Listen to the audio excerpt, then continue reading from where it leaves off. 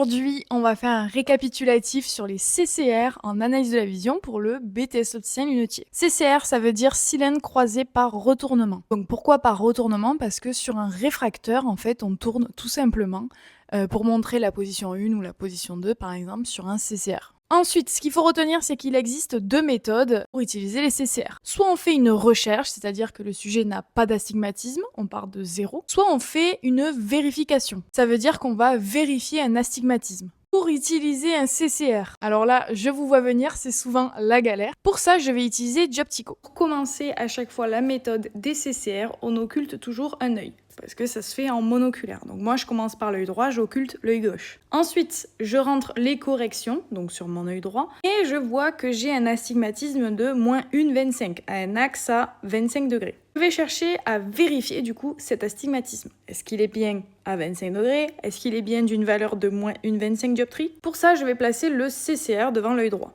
Fais bien attention que moi, vu que mon axe ici est à 25, je dois avoir du coup mon manche du cylindre négatif à 25 degrés. Et je vais demander au sujet de regarder le nuage de points que je vais projeter au loin et de me dire dans quelle position le nuage de points est plus net, plus noir et plus contrasté. Imaginons, le sujet me dit qu'il préfère cette position, c'est-à-dire les points rouges à gauche du manche. Ça veut dire que je vais devoir décaler mon axe vers la gauche. Je suis à un axe de 25 degrés, je vais donc me mettre à un axe à 30 degrés. Et je continue jusqu'à ce que le sujet me dise que le nuage de points est de même perception dans les deux positions. Imaginons, le sujet me redit cette position, donc je redécale encore, je me retrouve du coup à un axe à 35 degrés.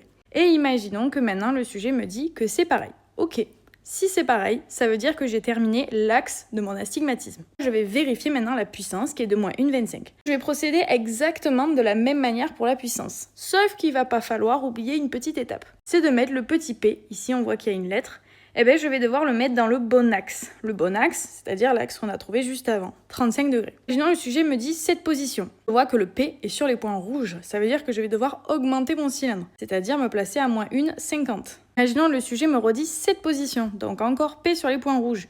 Sauf qu'il m'a déjà dit qu'il préférait les points rouges. Là, ça fait la deuxième fois, donc je me mets un cylindre de moins 1,75. Mais j'oublie pas de faire un équivalent sphérique, c'est-à-dire plus 0,25 à la sphère. Imaginons le sujet me dit que c'est pareil, d'accord, j'enlève mon CCR et j'ai terminé pour mon œil droit.